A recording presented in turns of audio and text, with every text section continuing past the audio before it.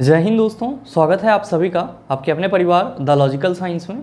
मैं हूं आलोक सिंह आतिश और आज के इस वीडियो सेशन में हम लोग डिस्कस करने वाले हैं मॉडर्न पीरियोडिक टेबल एमसीक्यू के पहले पार्ट की। जी हाँ दोस्तों, इससे पीछे के वीडियो सेशन में हम लोगों ने youth science chapter wise discussion में मेंडलीव पीरियोडिक टेबल को खत्म करा था। दोस्तों आज के इस वीडियो सेशन से हम लोग मॉडर्न पीरियोडिक टेबल की शुरुआत करेंगे। और हाँ, आपकी जानकारी के लिए बताना चाहूँगा कि आज के इस सेशन का जो भी क्वेश्चन है उसका PDF आपको कहाँ मिलेगा, ये हमारी टेलीग्राम ग्रुप से मिल जाएगा, जिसका लिंक मैंने नीचे डिस्क्रिप्शन में डाल दिया है। आप वहाँ से जाकर के ले सकते हैं। साथ ही अगर आप भी चाहते हैं ग्रुप डी और NTPC एग्जाम से पहले अपने साइंस को कंप्लीट करना, तो आप जुड़ सकते हैं हमारे साथ इस अर्जुना बायो बैच में और लक्ष्य फिजिक्स केमिस्ट्री बैच में। दोस्तों इस बैच से संबंधित किसी भी तरह की जानकारी के लिए आप नीचे दिए गए नंबर पर कॉल या व्हाट्सएप कर सकते हैं। बहरहाल आइए अपने सेशन की शुरुआत करते हैं और चलते हैं पहले क्वेश्चन की तरफ। आपका जो पहला क्वेश्चन है आज के इस सेशन का, क्वेश्चन नंबर 1 क्या पूछा जा रहा है? आपसे पूछा जा रहा है कि निम्नलिखित में से कौन सा वर्गीकरण परमाणविक संख्याओं पर आधारित है। ऑप्शन दिया हुआ है आधुनिक आवर्त सारणी, दूसरा ऑप्शन है मेंडलीव की आवर्त सारणी, तीसरा ऑप्शन है डॉबरेनर का ट्राइड का नियम और चौथा ऑप्शन है ऑक्टेव का न्यूलैंड नियम। क्या होगा इसका आंसर? आपसे क्वेश्चन करा जा रहा है कि इन चारों में से कौन सा तत्वों के परमाणु संख्या पर आधारित है। आप सभी क्या कहेंगे कि गुरुजी अगर हम लोग डॉबरेनर के त्रियक सिद्धांत की बात करते हैं, किसकी बात करते हैं? डॉबरेनर के त्रियक सिद्धांत की, जिसको हम लोग इंग्लिश में क्या कहते हैं? ट्राइड रूल कहते हैं। और साथ ही साथ अगर हम लोग बात करते हैं न्यूलैंड के अष्टक सिद्धांत की, जिसको हम लोग क्या कहते हैं इंग्लिश में? ऑक्टेव रूल कहते हैं। क्या कहते हैं? ऑक्टेव रूल कहते हैं। और साथ ही जब हम लोग बात करते हैं मेंडलीव के आवर्त नियम की, किसकी बात करते हैं? मेंडलीव के आवर्त नियम की, तो आप सभी क्या कहते हैं कि गुरुजी डॉबरेनर, न्यूलैंड और मेंडलीव तीनों का जो आवर्त सारणी के लिए नियम था, सिद्धांत था, वो किस पे आधारित था? तो आप सभी कहते हैं कि गुरुजी परमाणु द्रव्यमान पे आधारित था। किस पे आधारित था? परमाणु द्रव्यमान पे आधारित था, यानी कि एटॉमिक मास पे बेस था। मेरे मित्र आप सभी ध्यान में रखेंगे कि जब डॉबरेनर, न्यूलैंड और मेंडलीव आवर्त सारणी को बनाने में फेल हो गए, तब कौन से वैज्ञानिक आए? तो आप सभी ध्यान में रखेंगे कि जब ये तीनों वैज्ञानिक फेल हो गया, तब मॉसले नामक वैज्ञानिक आए। कौन आए? मॉसले नामक वैज्ञानिक आए। और इन्होंने क्या करा? तो इन्होंने 1913 में आधुनिक आवर्त सारणी का निर्माण करा। 1913 में आधुनिक आवर्त सारणी का निर्माण करा, यानी कि मॉडर्न पीरियोडिक टेबल का निर्माण करा। और ध्यान में रखिएगा कि इन्होंने फिर से क्या दिया? तो आवर्त नियम दिया।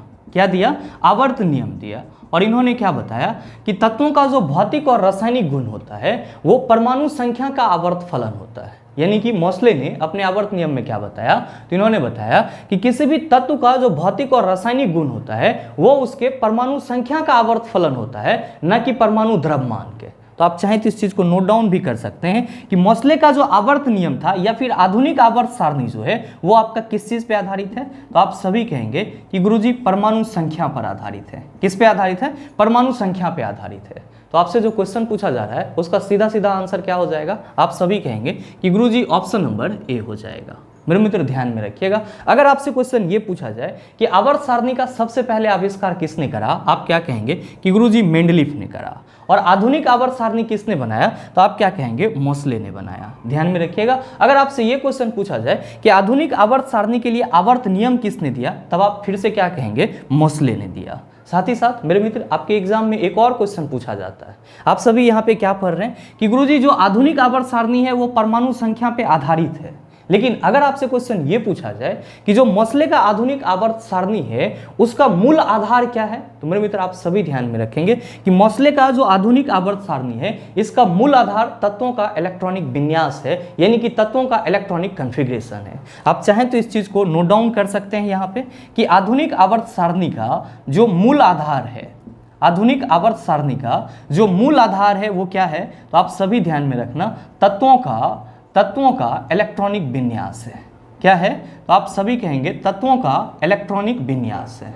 लेकिन जब आपसे क्वेश्चन ये पूछा जाएगा कि जो आधुनिक आवर्त सारणी है वो किस चीज़ पे आधारित है, तो आप कहेंगे परमाणु संख्या पे आधारित है। और जब पूछा जाएगा कि आधुनिक आवर्त सारणी का मूल आधार क्या है, तो आप कहेंगे तत्वों का इलेक्ट्रॉनिक कॉन्फ़िगरेशन। साथ ही ध्यान में रखिएगा, अगर आपसे क्वेश्चन ये पूछा जाए कि मॉसले जो हैं वो कहाँ के वैज्ञानिक थे, तो आप सभी ध्यान में रखेंगे कि मॉसले जो है वो ब्रिटिश वैज्ञानिक थे, यानी कि ब्रिटेन के थे।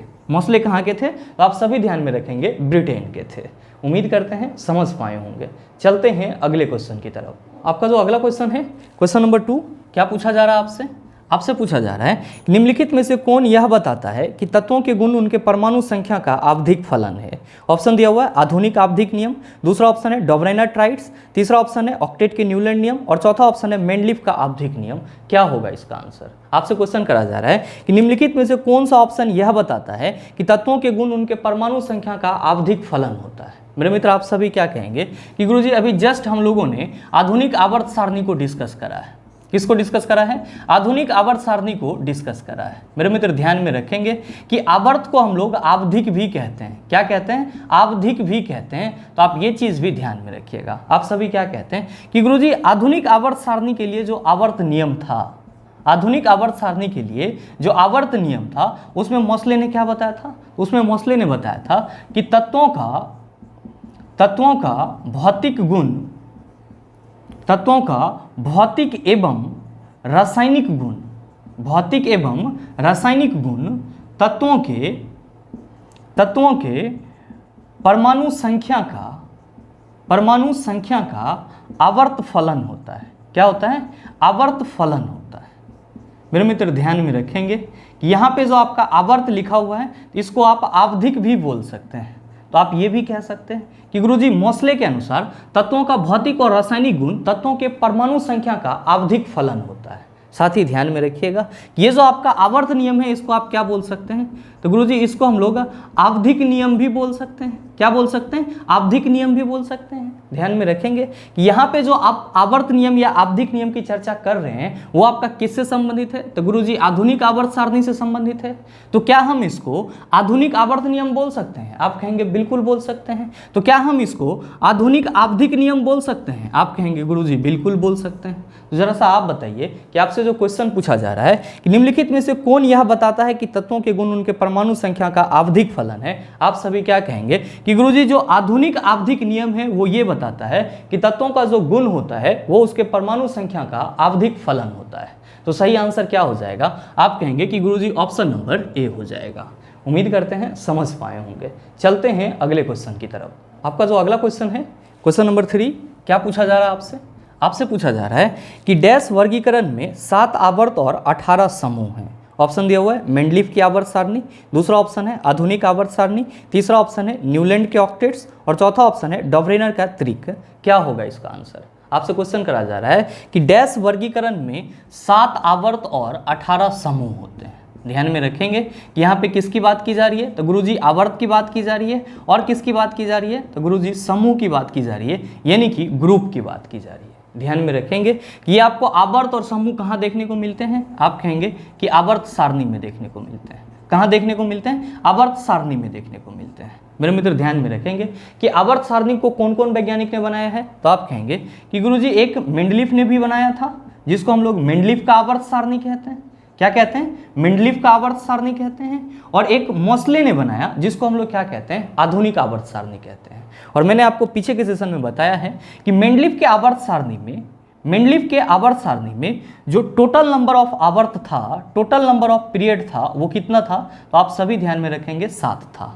और साथ ही साथ मेंडलीफ के आवर्त सारणी में जो टोटल वर्गों की संख्या थी वो कितनी थी? 9 थी। लेकिन ध्यान में रखेंगे कि मोसले ने जो आपका आवर्त सारणी बनाया, मोसले ने जो आपका आधुनिक आवर्त सारणी बनाया, इसमें टोटल आवर्तों की संख्या कितनी थी? 7 थी। और साथ ही साथ टोटल वर्गों की संख्या कितनी थी? तो 18 थी। तो ये दोनों चीज आप ध्यान में रखेंगे कि मेंडलीफ के आवर्त सारणी में टोटल आवर्त 7 था और टोटल वर्ग कितना था? 9। जबकि आधुनिक आवर्त सारणी में टोटल आवर्त कितना है? 7 और टोटल आपका समूह कितना है? 18। बहुत सारे मित्र कंफ्यूज होते रहते हैं कि गुरुजी कहीं कहीं किसी बुक में मेंडलीफ के आवर्त सारणी में जो आवर्त और ग्रुप की संख्या दी हुई है इसमें डिफरेंसेस होता है, यानी कि अलग अलग होता है, अलग अलग डाटा मिलता है और हम सभी कंफ्यूज हो जाते हैं। तो मेरे मित्र आपको कंफ्यूज नहीं होना है। हमेशा ध्यान में रखिएगा कि मेंडलीफ ने जो अपना पीरियोडिक टेबल बनाया था उसमें वो 7वां आवर्त को खाली छोड़ दिया था। इसीलिए आपको कहीं कहीं पे क्या मिल जाता है कि मेंडलीफ के आवर्त सारणी में टोटल 6 ही आवर्त थे। लेकिन आपको क्या ध्यान में रखना है कि चूंकि मेंडलीफ ने 7वां आवर्त खाली छोड़ दिया था तो हम यहाँ पे मेंडलीफ आवर्त सारणी के कुल आवर्तों की संख्या की बात कर रहे हैं, तो सीधे तौर पे क्या कहेंगे? 7 है। साथ ही अब समस्या रह जाती है वर्ग के साथ, क्योंकि आप सभी जब मेंडलीफ के आवर्त सारणी को देखेंगे तो उसमें टोटल वर्ग आपका 8 तक ही लिखा हुआ है। लेकिन मेंडलीफ ने क्या करा था? तो मेंडलीफ ने वर्ग 8 के बाद जो आपका वर्ग था उसको 0 लिख करके संबोधित किया और उसके नीचे में किस तत्वों को सजाया, तो उन्होंने जो अक्रिय गैस तत्व थे उनको सजाया। और यहीं से ये पता चला कि जो न्यूलैंड ने अपने ऑक्टेव रूल में ये बताया था कि प्रत्येक 8वें तत्व का गुण पहले के समान होता है, तो जब मेंडलीफ ने अपना पीरियोडिक टेबल बनाया तो उन्होंने क्या देखा कि प्रत्येक 9वें तत्व का गुण क्या होता है, पहले के समान होता है। क्योंकि जब आप आवर्त सारणी को देखेंगे तो आपको हर एक आवर्त के लास्ट में क्या मिलेगा, अक्रिय गैस मिलेगा। तो उन्होंने इस चीज से प्रिडिक्शन करा कि प्रत्येक 9वें तत्व का जो गुण होता है वो पहले के समान होता है। तो आपका न्यूलैंड का ऑक्टेव रूल उस वक्त फेल हो चुका था, लेकिन मेंडलीफ ने क्या करा कि अपने आवर्त सारणी बनाने वक्त जो 9वां तत्व था उसके लिए जो उन्होंने ग्रुप बनाया उसको सिर्फ और सिर्फ 0 से रिप्रेजेंट कर दिया, इसको कोई संख्या का नाम नहीं दिया। इसीलिए आपको कहीं कहीं पे ये मिल जाता है कि मेंडलीफ के आवर्त सारणी में टोटल वर्गों की संख्या 8 थी, लेकिन आपको ये चीज याद नहीं रखना है, उन्होंने 0 वर्ग का भी चर्चा करा था। तो हम ये कह सकते हैं कि मेंडलीफ के आवर्त सारणी में कुल आवर्तों की संख्या 7 थी और कुल वर्गों की संख्या 9 थी। जब बाद में आपका साइंस डेवलप हुआ और मोसले का आधुनिक आवर्त सारणी आया तो यही 0 वर्ग आपका क्या कहलाने लगा, वर्ग 18 कहलाने लगा। तो आप इस कंफ्यूजन को यहां से दूर कर लेंगे।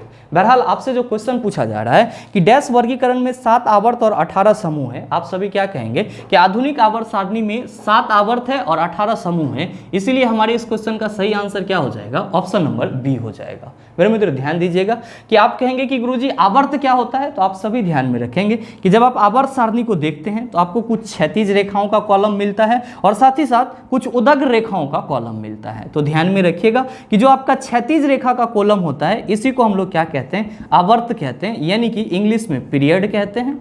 और साथ ही साथ जो आपका उदग्र रेखा का कॉलम है इसको हम लोग क्या कहते हैं, तो गुरुजी इसको हम लोग ग्रुप कहते हैं। क्या कहते हैं, ग्रुप कहते हैं, या फिर हिंदी में क्या कहते हैं, समूह कहते हैं। तो आप सभी ध्यान में रखेंगे कि जो आवर्त सारणी में क्षैतिज रेखाएं होगी वो आवर्त कहलाएगी और जो उदग्र रेखा होगी वो क्या कहलाएगी, ग्रुप कहलाएगी। उम्मीद करते हैं समझ पाए होंगे। चलते हैं अगले क्वेश्चन की तरफ। आपका जो अगला क्वेश्चन है, क्वेश्चन नंबर 4, क्या पूछा जा रहा है आपसे, आपसे पूछा जा रहा है कि चौथे और 5वें आवर्त में है, ऑप्शन दिया हुआ है 18 तत्व, दूसरा ऑप्शन है 11 तत्व, तीसरा ऑप्शन है 9 तत्व, चौथा ऑप्शन है 8 तत्व। क्या होगा इसका आंसर, आपसे क्वेश्चन करा जा रहा है कि जो आपका आधुनिक आवर्त सारणी होता है उसके 4th पीरियड में कुल तत्वों की संख्या कितनी होती है और साथ ही साथ उसके 5th पीरियड में कुल तत्वों की संख्या कितनी होती है। आप सभी कहेंगे कि गुरुजी ये चीज़ तो बड़ा मुश्किल है, हम सबों को याद ही नहीं रहता है। तो मेरे मित्र आसानी से याद रख सकते हैं। और ध्यान में रखिएगा कि जितने भी आपके पास आवर्त हैं उन सभी में कुल तत्वों की संख्या कितनी है,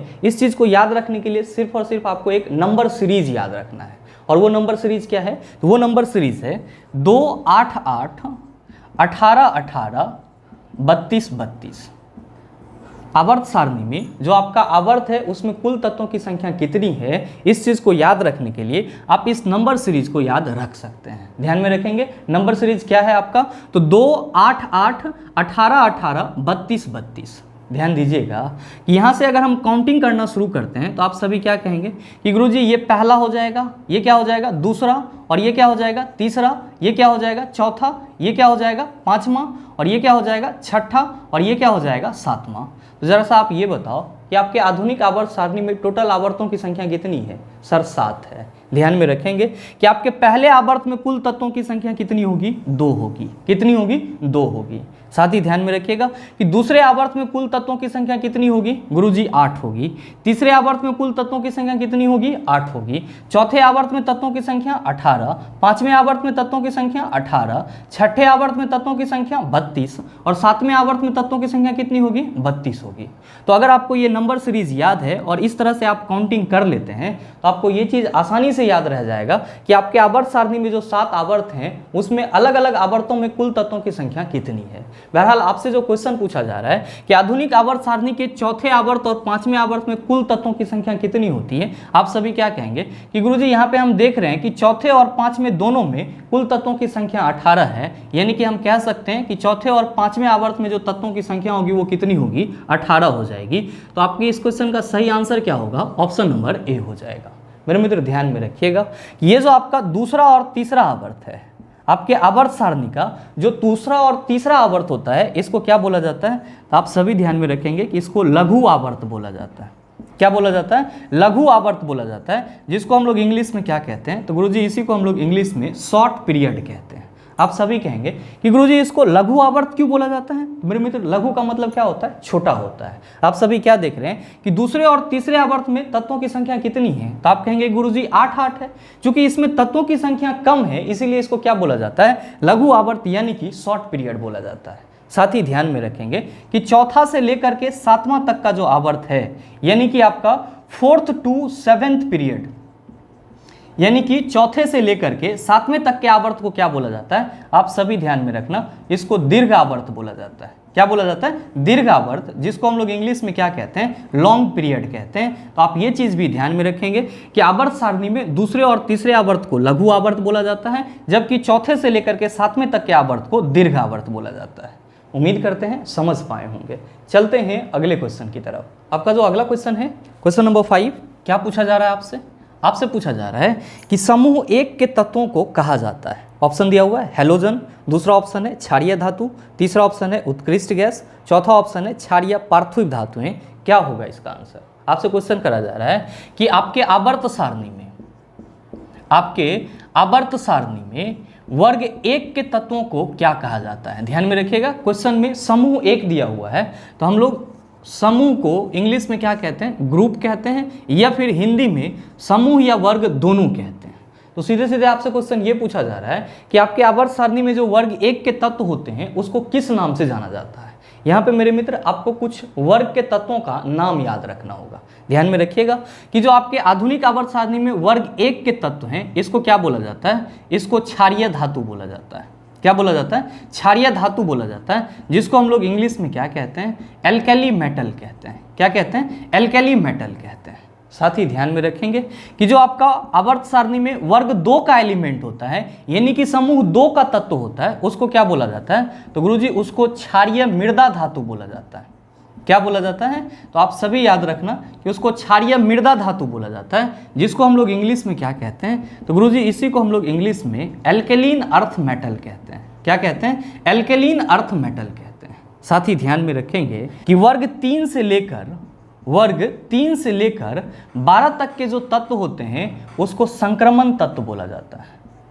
क्या ध्यान में रखेंगे कि वर्ग 3 से लेकर के 12 तक के जो तत्व होते हैं उसको क्या बोला जाता है, संक्रमण तत्व बोला जाता है, जिसको हम लोग इंग्लिश में क्या कहते हैं, तो गुरुजी इसी को हम लोग इंग्लिश में ट्रांजिशन एलिमेंट कहते हैं। क्या कहते हैं, ट्रांजिशन एलिमेंट कहते हैं। साथ ही ध्यान में रखेंगे कि जो वर्ग 17 के तत्व होते हैं, वर्ग 17 के तत्व को क्या बोला जाता है, हैलोजन बोला जाता है। क्या बोला जाता है, हैलोजन बोला जाता है। और साथ ही साथ ध्यान में रखिएगा कि वर्ग 18 के तत्व को क्या बोला जाता है, तो उत्कृष्ट गैस तत्व बोला जाता है। क्या बोला जाता है, तो आप सभी ध्यान में रखेंगे, उत्कृष्ट गैस तत्व बोला जाता है, या फिर इसी को हम लोग क्या कहते हैं, अक्रिय गैस तत्व कहते हैं। क्या कहते हैं, अक्रिय गैस तत्व कहते हैं। तो आपको आधुनिक आवर्त सारणी से संबंधित ये बेसिक पॉइंट अपने माइंड में हमेशा रखना है, क्योंकि इससे संबंधित क्वेश्चन आपके हर एक एग्जाम में देखने को मिलते हैं। पहला चीज क्या ध्यान में रखेंगे कि आधुनिक आवर्त सारणी में जो वर्ग 1 का तत्व होगा उसको क्या कहेंगे, क्षारीय धातु कहेंगे।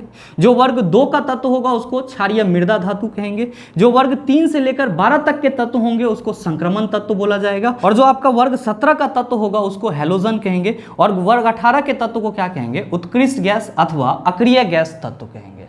बहरहाल आपसे क्वेश्चन क्या पूछा जा रहा है, क्वेश्चन पूछा जा रहा है कि समूह 1 के तत्वों को कहा जाता है। आप कहेंगे कि गुरुजी क्षारीय धातु कहा जाता है। तो हमारे इस क्वेश्चन का सही आंसर क्या होगा, आप सभी कहेंगे कि sir option number B is the right answer of this question. आप कहिएगा कि गुरुजी हमारे ऑप्शन में हैलोजन दिया हुआ है, तो अभी जस्ट मैंने आपको बताया कि वर्ग 17 के तत्व को हम लोग क्या कहते हैं, हैलोजन कहते हैं। आप कहेंगे सर हमारे ऑप्शन में उत्कृष्ट गैस भी दिया हुआ है, तो आप सभी क्या कहेंगे कि वर्ग 18 के जो तत्व होंगे वो क्या कहलाएंगे, उत्कृष्ट गैस कहलाएंगे। आप कहेंगे कि गुरुजी क्षारीय पार्थिव धातुएं भी ऑप्शन में दिया हुआ है, तो ध्यान में रखिएगा कि यहाँ पे अगर पार्थिव की जगह पे मृदा रहता तो हम लोग क्या कहते कि गुरुजी ये क्षारीय मृदा धातु की बात की जा रही है। और क्षारीय मृदा धातु आपको किस वर्ग में देखने को मिलता है, आप कहेंगे वर्ग 2 में देखने को मिलता है।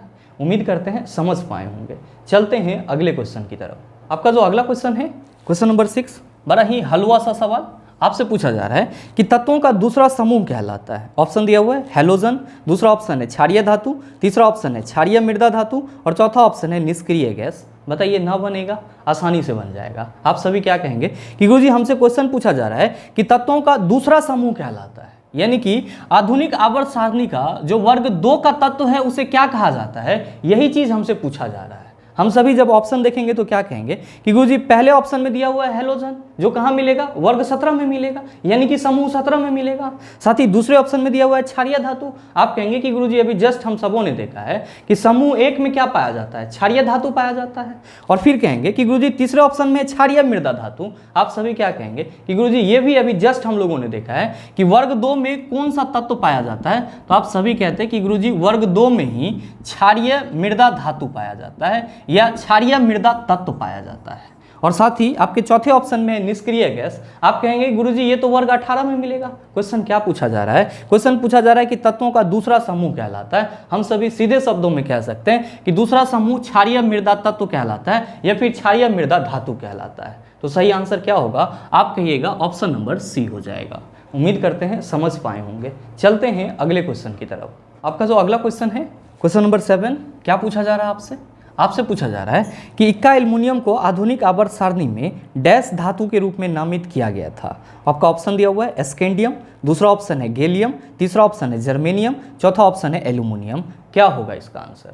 मेरे मित्र आप सभी कहेंगे कि गुरुजी आपने पीछे के सेशन में बताया है कि जहां भी इक्का एल्युमिनियम की बात की जाए, जहां भी किसकी बात की जाए, इक्का एल्युमिनियम की बात की जाए, तो हम सभी क्या कहेंगे कि गुरुजी इक्का एल्युमिनियम का जो प्रॉपर्टीज है ये गैलियम से मिलता जुलता है। किससे मिलता जुलता है? गैलियम से मिलता जुलता है, जिसका सिंबल क्या होता है, Ga होता है। साथ ही आप सभी क्या कहेंगे कि गुरुजी इक्का बोरॉन की जो प्रॉपर्टीज होती है, इसकी प्रॉपर्टीज स्कैंडियम से मिलता है।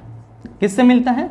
स्कैंडियम से मिलता है, जिसका सिंबल क्या होता है, तो गुरुजी Sc होता है। और साथ ही जब हम लोग इक्का सिलिकॉन की बात करते हैं, किसकी बात करते हैं, इक्का सिलिकॉन की, तो इसका गुण किससे मैच करता है, तो आप सभी कहते हैं कि गुरुजी इसका जो प्रॉपर्टीज होता है वो जर्मेनियम से मैच करता है, जिसका सिंबल क्या होता है, Ge होता है। और ये चीज मैंने आपको पीछे के सेशन में बताया था। आपसे क्वेश्चन क्या पूछा जा रहा है, क्वेश्चन पूछा जा रहा है कि इक्का एल्युमिनियम को आधुनिक आवर्त सारणी में डैश धातु के रूप में नामित किया गया था। आप सभी क्या कहेंगे कि गुरुजी इक्का एल्युमिनियम को आधुनिक आवर्त सारणी में गैलियम धातु के रूप में क्या किया गया था, नामित किया गया था। और इसीलिए हमारे इस क्वेश्चन का सही आंसर क्या हो जाएगा, ऑप्शन नंबर बी हो जाएगा। मेरे मित्र ध्यान में रखिएगा कि जब मेंडलीफ ने अपना आवर्त सारणी बनाया था तो उन्होंने अपने आवर्त सारणी में कुछ जगहों को छोड़ दिया था, और उस जगह पे उन्होंने क्या लिख दिया था, तो इक्का एल्युमिनियम लिखा था, इक्का बोरॉन लिखा था, इक्का सिलिकॉन लिखा था। और उन्होंने ऐसा प्रिडिक्ट करा था कि भविष्य में आगे चल करके अगर किसी प्रकार के तत्वों की खोज होती है तो हो सकता है कि उसका गुण किससे मैच करे, या तो इक्का एल्युमिनियम से मैच करे, या फिर इक्का बोरॉन से मैच करे, या फिर इक्का सिलिकॉन से मैच करे। जब वैज्ञानिकों ने यह पता लगाया कि इस दुनिया में गैलियम, स्कैंडियम और जर्मेनियम नाम का भी कोई तत्व होता है, तब इस बात की पुष्टि हुई कि जो आपका गैलियम तत्व है उसका प्रॉपर्टीज इक्का एल्युमिनियम से मिलता है, जो कि मेंडलीफ के आवर्त सारणी में बताया गया था। और साथ ही साथ जो स्कैंडियम तत्व है उसका प्रॉपर्टीज इक्का बोरॉन से मिलता है, और जो जर्मेनियम है इसका प्रॉपर्टीज किससे मिलता है, तो इक्का सिलिकॉन से मिलता है।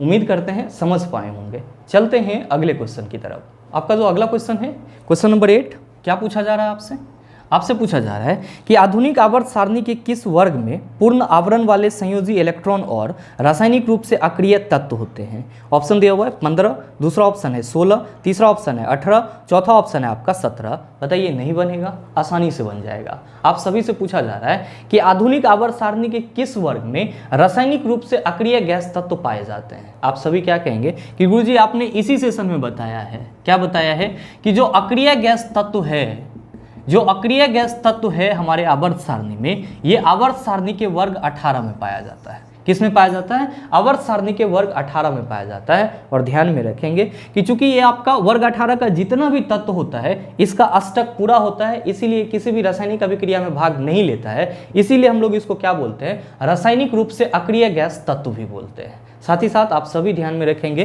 कि वर्ग 18 को ही क्या बोला जाता है, तो गुरुजी शून्य वर्ग बोला जाता है। क्या बोला जाता है? शून्य वर्ग बोला जाता है। और साथ ही आप सभी ये भी ध्यान में रखेंगे कि अक्रिय गैस तत्व जितने भी हैं, अक्रिय गैस तत्व जितने भी हैं उनकी संयोजकता कितनी होती है, तो आप सभी याद रखना कि 0 यानी कि शून्य होती है। और इसीलिए वर्ग 18 के तत्व को क्या बोला जाता है, शून्य वर्ग भी बोला जाता है। तो आपसे जो क्वेश्चन पूछा जा रहा है उसका सीधा सीधा आंसर क्या हो जाएगा, आप सभी कहेंगे कि गुरुजी ऑप्शन नंबर सी हो जाएगा। ध्यान में रखिएगा कि आपके अक्रिय गैस तत्व में कौन कौन सा तत्व है, तो आप सभी याद रखेंगे हीलियम है, नियोन है, आर्गन है, क्रिप्टन है और जेनॉन है और रेडॉन है। ध्यान में रखिएगा, ये मैंने यहाँ पे क्षैतिज रूप में लिखा है। अगर आप इसी को ऐसे लिख देंगे ऊर्ध्वाधर रूप में, हीलियम, नियॉन, फिर क्या लिखेंगे, आर्गन, क्रिप्टन, जेनॉन और रेडन, तो आप सभी क्या कहेंगे, आप सभी कहेंगे कि गुरुजी जो पहला आक्रिय गैस तत्व हीलियम है ये पहले आवर्त में पाया जाएगा, ये जो हमारा नियॉन है ये दूसरे आवर्त में पाया जाएगा,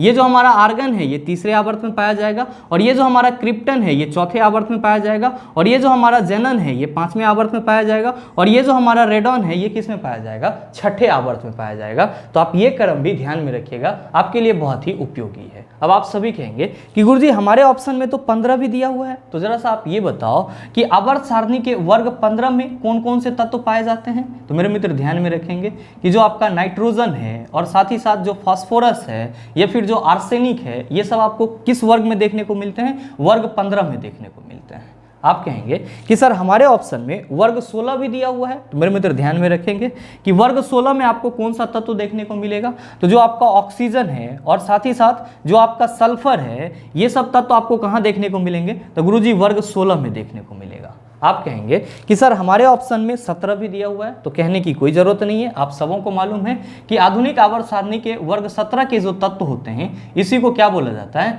हैलोजन बोला जाता है। क्या बोला जाता है, हैलोजन बोला जाता है। उम्मीद करते हैं समझ पाए होंगे। चलते हैं अगले क्वेश्चन की तरफ। आपका जो अगला क्वेश्चन है, क्वेश्चन नंबर 9, बड़ा ही हलवा सा सवाल ये भी आपसे पूछा जा रहा है कि आधुनिक आवर्त सारणी में किस आवर्त में 32 तत्व हैं। ऑप्शन दिया हुआ है आवर्त 4, दूसरा ऑप्शन है आवर्त 3, तीसरा ऑप्शन है आवर्त 5, चौथा ऑप्शन है आवर्त 6। बताइए ना बनेगा, आसानी से बन जाएगा। आपको मैंने बताया है कि जब भी आपसे इस टाइप का क्वेश्चन पूछा जाए तो आपको क्या याद रखना है, बस और बस एक नंबर सीरीज याद रखना है। और वो नंबर सीरीज क्या है, तो आप सभी कहेंगे कि वो नंबर सीरीज है 2, 8, 8, 18, 18, 32, 32। नंबर सीरीज क्या है, तो नंबर सीरीज है 2, 8, 8, 18, 18, 32, 32। इसका मतलब ये हुआ कि अगर हम इधर से काउंटिंग करना शुरू करेंगे तो हम कहेंगे कि गुरुजी पहले आवर्त में कुल तत्वों की संख्या 2 होगी, दूसरे आवर्त में कुल तत्वों की संख्या 8, तीसरे आवर्त में तत्वों की संख्या 8, चौथे में कितना हो जाएगा 18, पांचवें में कितना हो जाएगा 18, छठे में कितना होगा आप कहेंगे 32, सातवें में कितना होगा आप कहेंगे गुरुजी 32।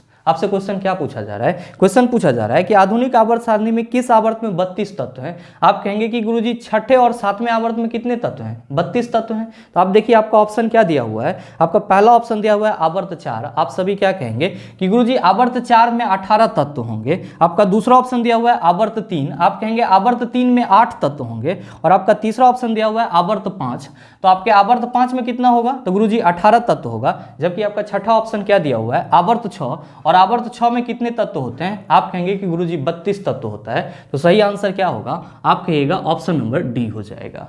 उम्मीद करते हैं समझ पाए होंगे। चलते हैं अगले क्वेश्चन की तरफ। आपका जो अगला क्वेश्चन है, क्वेश्चन नंबर 10, क्या पूछा जा रहा है आपसे, आपसे पूछा जा रहा है कि आधुनिक आवर्त सारणी में जिगजैग रेखाएं डैश को अलग करती है।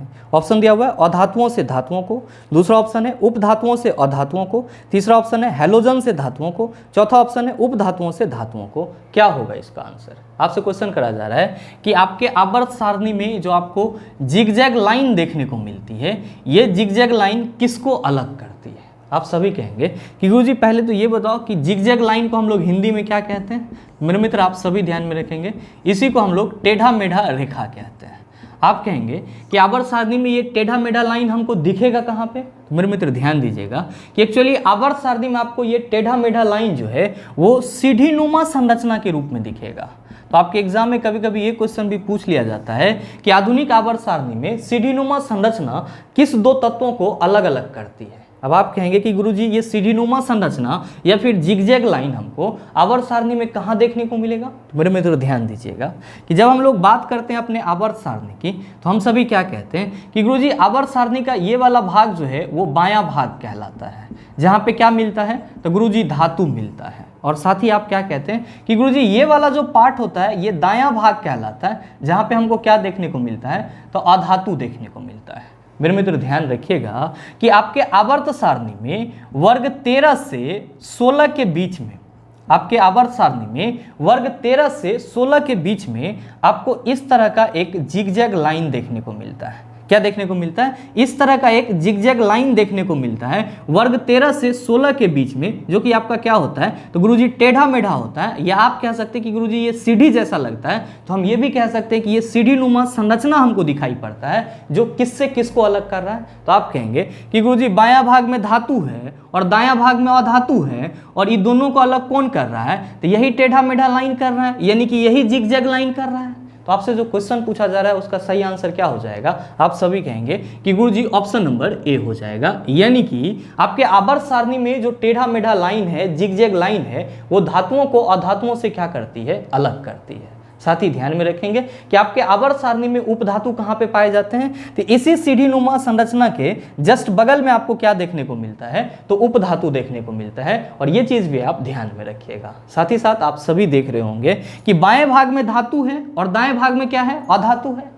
तो जब आप आवर्त सारणी में बाएं से दाएं जाएंगे तो आप किस ओर जाएंगे, आप कहेंगे कि गुरुजी अधातु की ओर जाएंगे। तो जाहिर सी बात है कि जब आप आवर्त सारणी में बाएं से दाएं जाएंगे तो क्या होगा, आप कहेंगे कि अधात्विक गुणों में वृद्धि होगी, तत्वों के अधात्विक गुणों में क्या होगी, वृद्धि होगी। हमेशा ध्यान में रखेंगे कि जब आप पीरियोडिक टेबल के बाएं से दाएं भाग की तरफ जाएंगे तो अधात्विक गुणों में क्या होगी, वृद्धि होगी। और ध्यान में रखिएगा कि जब आप आवर्त सारणी में दाएं से बाएं तरफ आएंगे, किधर आएंगे, दाएं से बाएं तरफ आएंगे, तो क्या ध्यान में रखेंगे कि दाएं से बाएं तरफ आने में धात्विक गुणों में क्या होगी, वृद्धि होगी, तत्वों के धातुई गुणों में वृद्धि होगी। तो ये 2 पॉइंट भी आप अपने माइंड में रखिएगा, आपके एग्जाम के लिए बहुत ही उपयोगी है। उम्मीद करते हैं समझ पाए होंगे। चलते हैं अगले क्वेश्चन की तरफ। आपका जो अगला क्वेश्चन है, क्वेश्चन नंबर 11, क्या पूछा जा रहा है आपसे, आपसे पूछा जा रहा है कि आधुनिक आवर्त सारणी में बाईं ओर उपस्थित एकलौती अधातु कौन सी है। ऑप्शन दिया हुआ है हीलियम, दूसरा ऑप्शन है कार्बन, तीसरा ऑप्शन है हाइड्रोजन, चौथा ऑप्शन है नियॉन। क्या होगा इसका आंसर, आप सभी कहेंगे कि गुरुजी अभी जस्ट आपने बताया है कि जो हमारा आवर्त सारणी होता है, पीरियोडिक टेबल होता है, उसमें बाएं भाग में कौन से तत्व पाए जाते हैं, तो गुरुजी धात्विक तत्व पाए जाते हैं, और दाएं साइड में कौन सा तत्व पाए जाते हैं, तो आप कहते हैं कि गुरुजी अधातु पाए जाते हैं, यानी कि नॉन मेटल पाया जाता है। लेकिन आपसे क्वेश्चन क्या पूछा जा रहा है कि आवर्त सारणी के बाएं तरफ एकमात्र अधातु कौन सी होती है। आप सभी क्या कहते हैं कि गुरुजी जब हम लोग आवर्त सारणी का ऑब्जर्वेशन करते हैं तो हम लोग क्या देखते हैं कि बाएं तरफ हाइड्रोजन पहले रखा हुआ है, बाएं तरफ हाइड्रोजन क्या है, पहले रखा हुआ है, और हम सबों को मालूम है कि हाइड्रोजन क्या होता है, तो आप कहते हैं कि गुरुजी अधातु होता है। क्या होता है, अधातु होता है। तो आपसे क्वेश्चन क्या पूछा जा रहा है, क्वेश्चन पूछा जा रहा है कि आधुनिक आवर्त सारणी में बाईं ओर उपस्थित एकलौती अधातु कौन सी है। आप क्या कहेंगे कि गुरुजी हाइड्रोजन जो है वो आवर्त सारणी में बाएं तरफ है, और साथ ही साथ यहाँ पे जितने भी तत्व हैं उनमें सिर्फ और सिर्फ यही एक ऐसा है जो क्या है, अधातु ग्रुप से बिलोंग करता है, यानी कि नॉन मेटल है। तो हमसे जो क्वेश्चन पूछा जा रहा है उसका सही आंसर क्या हो जाएगा, आप सभी कहेंगे कि गुरुजी ऑप्शन नंबर सी हो जाएगा। साथ ही आप सभी ध्यान में रखेंगे कि अगर आपसे क्वेश्चन ये पूछा जाए कि जो आपका हाइड्रोजन है ये आपके आवर्त सारणी के किस आवर्त में पाया जाता है, तो आप सभी ध्यान में रखना कि हाइड्रोजन जो है वो आपके आवर्त सारणी के आवर्त 1 में मिलता है। कहाँ पे मिलता है, आवर्त 1 में मिलता है। अब आप कहेंगे कि गुरुजी आवर्त 1 में कुल तत्वों की संख्या कितनी होगी, तो मेरे मित्र ध्यान में रखेंगे कि पहले आवर्त में कुल तत्वों की संख्या 2 होती है। कितनी होती है, 2 होती है। अब आप कहेंगे कि गुरुजी पहले आवर्त का दूसरा तत्व कौन सा है, तो मेरे मित्र ध्यान में रखेंगे कि पहले आवर्त का जो दूसरा तत्व है, पहले आवर्त का जो दूसरा तत्व है वो कौन सा है, तो आप सभी ध्यान में रखना कि वो हीलियम है। तो आपके एग्जाम में कभी कभी ये क्वेश्चन भी पूछ लिया जाता है कि आवर्त सारणी के पहले आवर्त में निम्नलिखित में से कौन से 2 तत्व मौजूद हैं। तो आप सभी क्या कहेंगे कि आवर्त सारणी के पहले आवर्त में हाइड्रोजन और हीलियम मौजूद होते हैं। कौन मौजूद होते हैं, हाइड्रोजन और हीलियम मौजूद होते हैं। साथ ही ध्यान में रखिएगा, अगर आपसे क्वेश्चन ये पूछा जाए कि ये जो हीलियम है ये क्या होगा, आप कहेंगे अक्रिय गैस तत्व है। क्या है ये, अक्रिय गैस तत्व है। तो जाहिर सी बात है कि ये किस वर्ग में पाया जाएगा, आप सभी याद रखना वर्ग 18 में पाया जाएगा। उम्मीद करते हैं समझ पाए होंगे। चलते हैं अगले क्वेश्चन की तरफ। आपका जो अगला क्वेश्चन है, क्वेश्चन नंबर 12, क्या पूछा जा रहा है, आपसे पूछा जा रहा है कि आधुनिक आवर्त सारणी के पहले व दूसरे समूह को कहा जाता है। ऑप्शन दिया हुआ है बी ब्लॉक, दूसरा ऑप्शन है एस ब्लॉक, तीसरा ऑप्शन है ओ ब्लॉक, चौथा ऑप्शन है पी ब्लॉक। अब आप कहेंगे कि गुरुजी ये कैसे बनेगा, आसानी से बना लेंगे। मेरे मित्र ध्यान में रखेंगे कि आपके आधुनिक आवर्त सारणी में जितने भी तत्व हैं, आपके मॉडर्न पीरियोडिक टेबल में जितने भी तत्व हैं उन सभी को क्या किया गया है, तो गुरुजी 4 ब्लॉक में बांटा गया है। कितने ब्लॉक में बांटा गया है? 4 ब्लॉक में बांटा गया है। या आप ये भी कह सकते हो कि गुरुजी आधुनिक आवर्त सारणी को 4 ब्लॉक में बांटा गया है। आप कहेंगे वो ब्लॉक कौन कौन सा है? तो ध्यान में रखिएगा कि आपका जो मॉडर्न पीरियोडिक टेबल है उसमें जो 4 ब्लॉक हैं उसमें पहला है आपका एस ब्लॉक एलिमेंट। पहला क्या है आपका? S block. दूसरा आपका क्या है? तो ध्यान में रखेंगे कि दूसरा है आपका पी ब्लॉक। तीसरा है आपका डी ब्लॉक। तीसरा कौन सा है? D block. और चौथा आपका कौन सा है? तो चौथा है आपका एफ ब्लॉक। तो हमेशा ध्यान में रखिएगा कि आपका जो आधुनिक आवर्त सारणी है वो 4 ब्लॉक में बटा हुआ है। कौन कौन सा? S block, P block, D block, F block. ध्यान में रखेंगे कि एस ब्लॉक आपका किस वर्ग का एलिमेंट कहलाता है? तो ध्यान में रखिएगा कि वर्ग 1 और 2 के जो तत्व होते हैं, वर्ग 1 और 2 के जो तत्व होते हैं वो आपका क्या कहलाता है? एस ब्लॉक एलिमेंट कहलाता है, यानी कि एस ब्लॉक तत्व कहलाता है। साथ ही ध्यान में रखिएगा कि जो आपका पी ब्लॉक एलिमेंट होता है वो कौन होता है? तो ध्यान में रखेंगे कि वर्ग 13 से लेकर के 18 तक के जो भी तत्व हैं वो क्या कहलाते हैं? पी ब्लॉक एलिमेंट कहलाते हैं। तो अगर आपसे क्वेश्चन ये पूछा जाए कि वर्ग 13 से लेकर 18 तक के तत्व किस ब्लॉक के एलिमेंट कहलाते हैं, आप कहेंगे पी ब्लॉक के एलिमेंट कहलाते हैं। साथ ही ध्यान में रखेंगे कि जब हम लोग डी ब्लॉक की बात करते हैं तो इसमें आपका कौन से वर्ग का तत्व आ जाता है? तो ध्यान में रखिएगा कि वर्ग 3 से 12 तक के जो तत्व होते हैं, वर्ग 3 से 12 तक के जो तत्व होते हैं वो क्या कहलाते हैं? डी ब्लॉक एलिमेंट कहलाते हैं। साथ ही ध्यान में रखेंगे कि जब आप आवर्त सारणी का ऑब्जर्वेशन करते हैं तो आप क्या देखते हैं कि आवर्त सारणी के 7 आवर्त के बाद नीचे भी आपको 2 कतारें देखने को मिलती हैं। ध्यान में रखिएगा कि इस दोनों को ही हम लोग क्या कहते हैं? लेंथेनाइड और एक्टेनाइड कहते हैं। और इस दोनों ही कतार में जो तत्व पाए जाते हैं उसी को क्या बोला जाता है? एफ ब्लॉक एलिमेंट बोला जाता है। तो आप ये कह सकते हैं कि गुरुजी लेंथेनाइड और साथ ही साथ जो एक्टिनाइड ग्रुप के तत्व होते हैं, लेंथेनाइड और एक्टिनाइड ग्रुप के जो तत्व होते हैं वो आवर्त सारणी के एफ ब्लॉक एलिमेंट कहलाते हैं। क्या कहलाते हैं? एफ ब्लॉक एलिमेंट कहलाते हैं। तो हमेशा ध्यान में रखेंगे कि एस ब्लॉक का जो एलिमेंट होगा वो वर्ग 1 और 2 का तत्व होगा, पी ब्लॉक का वर्ग 13 और 18 का तत्व होगा, डी ब्लॉक का 3 और 12 का तत्व होगा, और एफ ब्लॉक का जो एलिमेंट होगा वो क्या कहलाएगा? लेंथेनाइड और एक्टेनाइड कहलाएगा। आपसे क्वेश्चन क्या पूछा जा रहा है? क्वेश्चन पूछा जा रहा है कि आधुनिक आवर्त सारणी के पहले व दूसरे समूह को कहा जाता है, आप कहेंगे एस ब्लॉक कहा जाता है। तो आप बताइए सही आंसर क्या हो जाएगा? आप सभी कहिएगा गुरुजी सही आंसर ऑप्शन नंबर बी हो जाएगा। उम्मीद करते हैं समझ पाए होंगे। चलते हैं अगले क्वेश्चन की तरफ। आपका जो अगला क्वेश्चन है क्वेश्चन नंबर 13, क्या पूछा जा रहा है आपसे?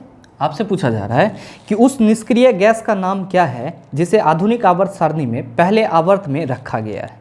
ऑप्शन दिया हुआ है नियॉन, दूसरा ऑप्शन है हाइड्रोजन, तीसरा ऑप्शन है क्रिप्टन, चौथा ऑप्शन है हीलियम। क्या होगा इसका आंसर? मेरे मित्र आप सभी ध्यान में रखेंगे कि आपके आवर्त सारणी में टोटल आवर्तों की संख्या कितनी है। आवर्त सारणी में टोटल आवर्तों की संख्या कितनी है? आप सभी क्या कहते हैं कि गुरुजी टोटल आवर्तों की संख्या 7 है। और साथ ही आप सभी ध्यान में रखिएगा कि आपके आवर्त सारणी में जितने भी 7 आवर्त हैं, आपके आवर्त सारणी में जितने भी आपके पास 7 आवर्त हैं, उन सभी का जो लास्ट तत्व होता है वो क्या होता है? अक्रिय गैस तत्व होता है। हमेशा ध्यान में रखेंगे कि आवर्त सारणी में जितने भी आवर्त हैं उस आवर्त का जो लास्ट तत्व होगा वो क्या होगा? अक्रिय गैस तत्व होगा।